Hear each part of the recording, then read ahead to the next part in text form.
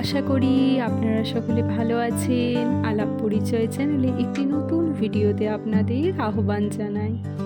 এই ঠান্ডা ঠান্ডা করে তো অনেকদিন হাঁটতে যাওয়াই হয়নি, তাই আজ থেকে ভাবলাম না আর শুরু না করলেই হয় না বলুন তো।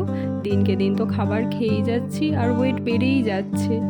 দিনের শেষে এই প্রকৃতির মাঝে থাকলে মনটাও যেন ভালো থাকে। এখনও তো সকালে যাওয়াটা শুরু করিনি, কারণ হালকা হালকা শীত প্রায় সকালে আছেই, তো সেই জন্যে ভাবলাম না বিকেলেই যাই। আগে অবশ্য শীতকালে যখন খুব ঠান্ডা পড়তো সেই দিনগুলোতে যেতাম না, কিন্তু যখন খুব ঠান্ডা থাকতো না, হালকা ঠান্ডা থাকতো, তখনও বিকেলেই যেতাম। সামনেই কুকুরটিকে দেখেছেন? এটি একটি পাড়ার কুকুর। আমরা হাঁটতে গেলেই ও না সাথে সাথে যায় আমাদের বডিগার্ড হিসেবে। চারিদিকে এত সুন্দর ধান চাষ হয়েছে, তার মাঝখান দিয়ে রাস্তা। কি সুন্দরই না লাগছে বলুন তো, চোখেরও শান্তি আর মনেরও শান্তি। যে জমিগুলিতে ধান চাষ হয়েছে তার পাশ দিয়ে গেলেই কি সুন্দর ঠান্ডা আবহাওয়াটা, আবার যে জমিতে ধান চাষ হয়নি তার পাশ দিয়ে গেলে হালকা হালকা গরম লাগছিল। এই জন্যই তো বলা হয় গাছ লাগাও আর প্রাণ বাঁচাও।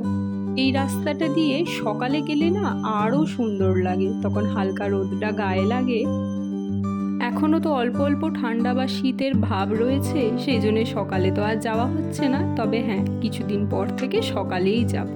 এই ফুলটি দেখছেন? ওই যে সামনে বাচ্চাগুলো যাচ্ছিল ওদের হাতে ছিল, ভারী সুন্দর দেখতে লাগছিল। ওরা বলল দিদি তুমি নেবে, তাহলে নাও। এই যে সূর্যি মামা প্রায় অস্তের দিকে। এই রাস্তা ধরে যাওয়ার একটি সুবিধা কি জানেন তো? এই সূর্য অস্ত আর সূর্যোদয় এই দুটি দেখতে আপনাকে দীঘাপুরি ছুটতে হবে না। আপনি যদি সকাল বিকেল এখানে যান তাহলে সূর্যাস্তও দেখতে পাবেন, আবার সূর্যোদয়ও দেখতে পাবেন। কিছু কিছু জমিতে চাষ হয়েছে, কিন্তু কিছু কিছু জমি এখনো ফাঁকা পড়ে আছে, সেখানে এনারা চাষ করেননি যদিও। খানিকটা গিয়ে রাস্তাটা শেষ হয়ে যাচ্ছে, তারপর থেকে শুরু হচ্ছে মাটির রাস্তা। সেই গ্রাম্য পরিবেশে যে মাটির রাস্তা হয়, সেই কাঁচা মাটির রাস্তা, সেটিতেও যেতে কিন্তু ভারী সুন্দর লাগে। হ্যাঁ একটু উঁচু নিচু, তবুও সেটি মানানো যায়। কেন বলুন তো? ওই মনের শান্তির কারণে। চারিদিকে এত সুন্দর ফাঁকা হাওয়া দিচ্ছিল যে সেটিই যেন একটা মনে শীতলতা এনে দিচ্ছিল।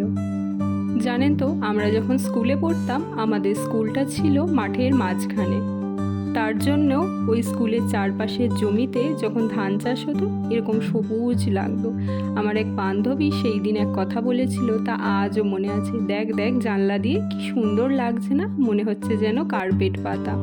সেই কথা আজ আমার হঠাৎই মনে পড়লো। সত্যিই তো কি সুন্দর চারপাশটা লাগছে, যেন মনে হচ্ছে গালিচা পাতা আছে, গিয়ে একবারে ছুট্টে বসে পড়ি। ধান চাষের জন্য মাঠের মাঝে মাঝে সাবমার্শাল করা আছে। এই সাবমার্শালগুলোকে দেখলেই জানেন তো আমার ছোটবেলার কথা মনে পড়ে। আমাদের বাড়ির ওখানে যখন এরকম মাঠেতে করা থাকতো আমরা কত চান করতাম। অবশ্য সেগুলিকে সিমেন্ট দিয়ে ঘেরা থাকতো, যাতে লোকে একটু জল নিতে পারে আবার চানও করতে পারে। তো সেখানে সেই সব স্মৃতিগুলো যেন আজ উঠে আসছে। সত্যিই তো সেই দিনগুলো কত সুন্দরই না ছিল। একদম মাটির গভীর থেকে উঠে আসছে তো এই জলটি কিন্তু বেশ ঠান্ডা ছিল।